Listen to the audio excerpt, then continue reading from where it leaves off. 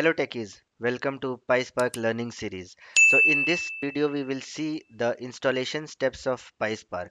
So before jumping into another theory lecture for the PySpark architecture, I thought better we can do the setup first so that we can see just a small example how we can execute PySpark code and how does it feel actually. So let's to get a feel of the PySpark coding, let's just do the installation today. It is not very lengthy process, but I have just listed down the steps here, which we will be following, and then we will be downloading all these packages, and then we'll be doing the installation one by one. The only thing here we just need to be very careful is with the versions, because some or the other Spark version will not be compatible with a Python version, and we will have to use a Winutils. Okay, so that also we would have to be careful to choose which version we need to download and install. Otherwise, things won't work. So either you can choose whatever versions I'm installing here, or maybe you can do your own research and then come up with the all the compatible versions and then download and install it. So let's start with the first one, the Java.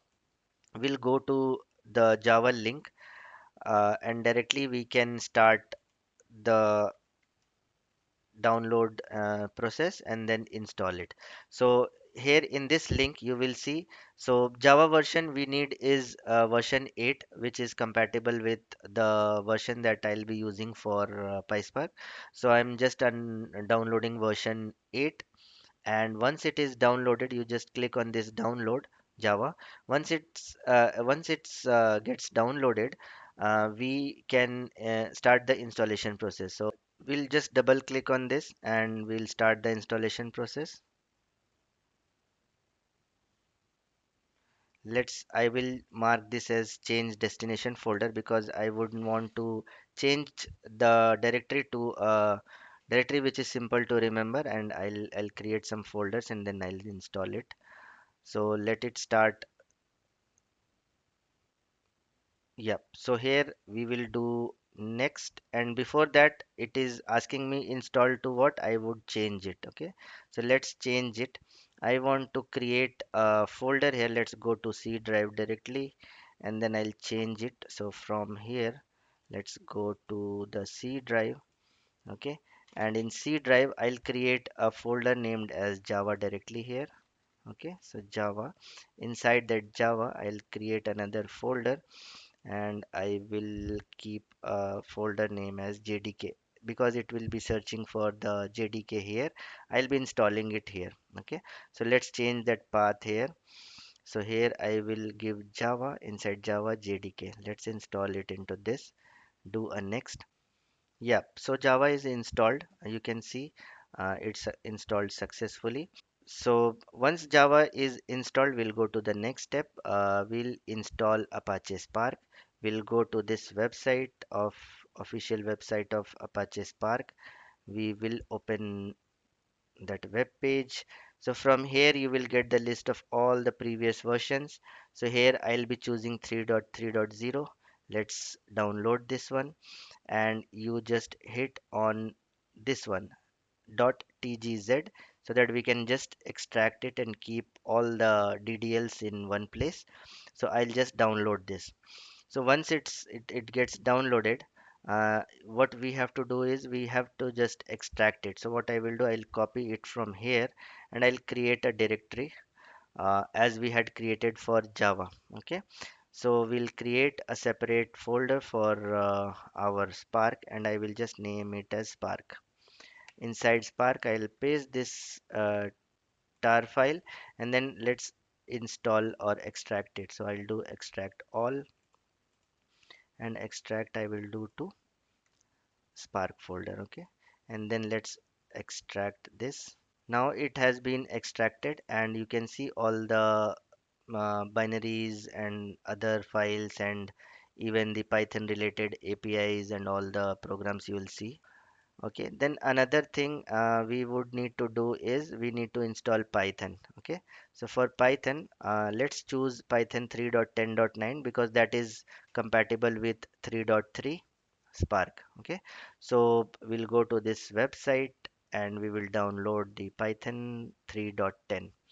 From here, we'll come to the file section, and here for Windows 64-bit, we just need to download this installer. Once that is downloaded, we'll install it. Okay, so we'll again go to the path where I have saved it. This is the Python. Okay, we need to just start the installation. So for my system, Python is already installed, Python 3.10. You just have to follow the steps which is coming here.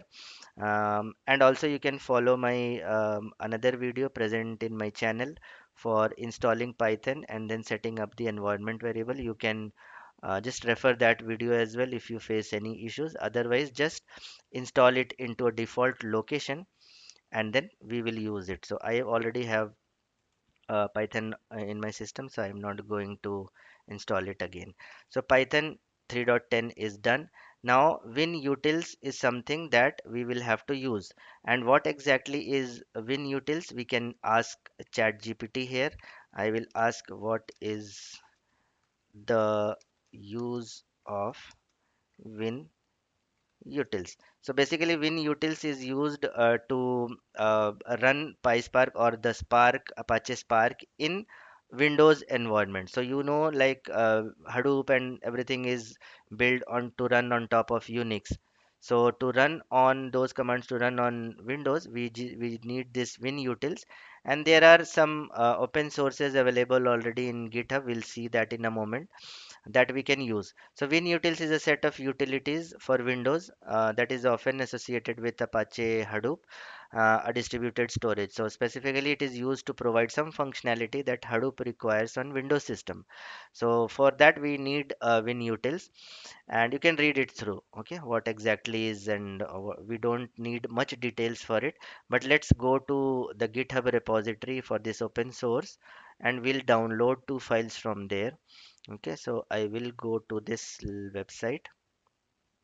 Okay, and here if you come to this bin or to this project or to this repository, you will see there all bunch of different versions. So for our version, that is Spark 3.3.0, right? We will download 3.3.0, or any one, any 3.3 dot will work. Like 3.3.5 is also fine, because 3.3.0 is not exactly present here, but 3.3.5 is fine. We'll go to this bin, and from bin we will download two files. Hadoop.ddl is one file, and winutils.exe is another file. To download both of these is simple. We just have to click on this and click on this download button and then let it download. Similarly for winutils.exe, click on this and then download. So once it is downloaded, what we have to do is we have to keep it in a specific path, and then we will use that path to set our environments. So let's go back to our C drive. What I will do, I will create a folder named as Hadoop. Okay, because this is related to Hadoop, this file is related to Hadoop. Inside this, I'll create another folder. I'll keep it as name as bin, so hadoop.bin. Okay, and in here I'll copy these two hadoop.ddls and then winutils. Okay, so download Winutils and Hadoop DTL. This is done, and copy to Hadoop dot slash bin. Now these things are done. Okay, now very important part is to set up all the environment variables. So for Hadoop Home, for Java, for Spark, for PySpark, Python, and then set up the path. So let's do that one by one. We'll open the environment variables, edit environment variables. Okay, edit system environment variables. We'll just open this and then we'll click on this environment variables here. Once this is open, let me drag it to a little right side. Once this is open, we will create a new um, variable.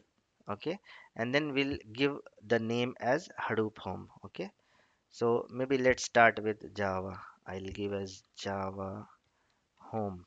Okay, and in here we have to give the path where we installed Java. So you remember I created a folder Java and then JDK inside it. We can browse it from here, from this PC, from C drive, from Java, and then this is the folder JDK. So we'll give this path. Okay, now for Java we'll do as OK. Next is we will create another variable for this time. Let's create for Spark home. Okay, and then for path, let's browse it. So Spark we again installed in the C drive. We have a separate folder created for Spark, and then this is the final folder where all the binaries are there. We'll give that this path as the value. Now for Spark home is also done. Next we will do for Hadoop home. So Hadoop underscore home, and here we will give the path. So Hadoop again we stored it in C drive, and then in we had created a folder Hadoop, and then inside Hadoop we had created a folder as bin. Okay, so now this is so here we don't need to give till bin Hadoop because we'll be setting that path. So this is Hadoop home. Okay, now Hadoop home is done, Java is done, Spark home is done. We also need PySpark Python, because when PySpark will try to invoke Python, it won't be able to figure out where the Python is installed. So we have to create another folder, another variable for that, so that it understands where it has to look for Python binaries. So PySpark underscore Python. Okay, so this is stored in our default. So where is Python normally gets installed is in your C drive, into your users, and then into username, and then you'll have to go to AppData, and AppData from there we'll have to go to local, and then to programs, and then to programs. Okay, so to programs and then to Python. Okay, and to Python we have to give the version that we have downloaded is 3.10, and in 3.10 we have the python .exe. So what I will do, slash python slash python.exe. So this is how it will try to refer the python exe, and then it will run the Python command. So PySpark Python is also done. Okay, now let's just verify. Hadoop home is done, Java home is done, java.cdk, and then Python, PySpark Python, we have done 3.10. Okay, and then Spark home is also done. Now, after doing all of these things, we also have to set up the path. Okay, so to set up the path, we will again click on this. I'll go back again in this path. Either we can edit it or just double click it. This will open. Then double click in the empty space, and then we need to give the path of the binaries. Okay, so now Hadoop home, like for example we did Hadoop home, so we can refer it back by double percent sign and Hadoop home. So it will instead of giving the entire directory again here, we can refer to that variable in this way. So I will say Hadoop underscore home, and then slash bin. We need to set this path to bin. Now similarly, let's do for Java underscore home, and then to bin. This is the path for those binaries. Then we have to do for Spark, okay, percent and Spark underscore home slash bin. Okay, so Hadoop home bin, Java home bin, Spark home bin. Now these are done. And for Python, I have already, as I said, right, it is already installed. So for Python, the two paths is already present in the system variable. So you can refer to another video that I had created for installing Python and setting up these variables. You can check that. And if you face any difficulty, you can follow that. So this is done. Let's do OK and OK. Okay, now I'll again restart my command prompt once again, and let's verify if everything is fine or not. We'll check Java version. Java is present, and then Python version we'll see. So Python version is also present. Now what we will do, we will just trigger the PySpark. Okay, let's see triggering PySpark. So we'll just give the keyword as PySpark. Now here you can see PySpark. It launched a shell. It will already give you a Spark context. Okay, so you'll come to know when we start doing the practicals on writing some codes. First thing we have to do is we have to create a Spark context. Okay, but when we are using this Spark shell, we don't have to do that because it automatically creates a Spark context and it names it as SC. So whenever we want to use Spark context, we just have to call it by using the object sc dot. Okay. Similarly, creates the variable as Spark. Okay. So that we can use the Spark session. So these two things are already there. So we don't have to run some specific commands to create Spark context and the variable Spark session as Spark. So next thing is what we have to do is we also have to install uh, the Python package for PySpark. So I'll go to Python first. I'll exit from here because I'm into Spark. So what I will do a global installation of PySpark library. Okay. So pip install PySpark. Now PySpark installation is also done successfully. Let me clear the screen and then let's launch PySpark again. And this time we will just write few simple Spark commands. It's absolutely okay if you don't understand anything at this point of time. I just want to give you a feel of how we write the PySpark code, and it's simple. It's not very difficult. So just to verify all the installation and everything, I'll just write some command. Okay, so I have given it here as well. You can use the same code. So I'll first thing we'll have to import PySpark, the Python package for Spark. Okay, so this is important. Import PySpark.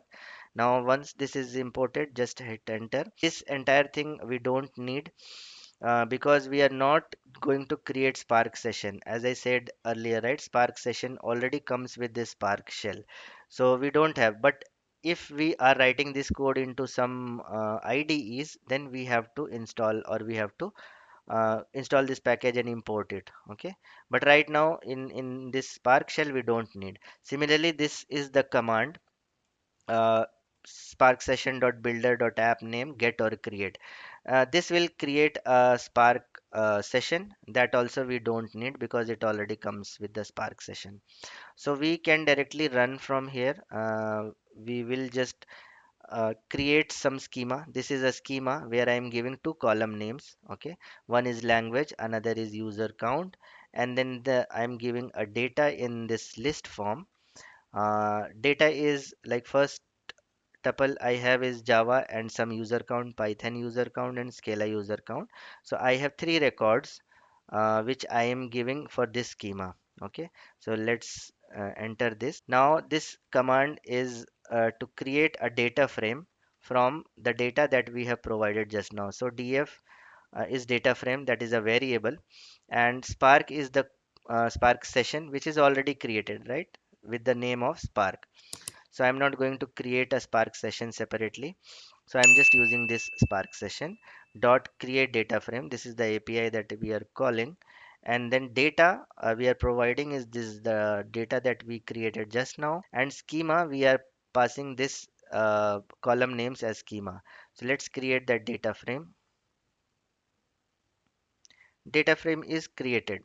Okay, now there are some commands to check the schema and do some processing. So I'm not going to do any processing right now, but just to show if everything is working fine, let's print the schema of this data frame that we created. So data frame is nothing but it is a structured data where it has column in the form of column and rows. Okay, so that is nothing but a data frame. So df dot, I will say, print schema. So print schema is another function or another API that we can use to get the schema of this data.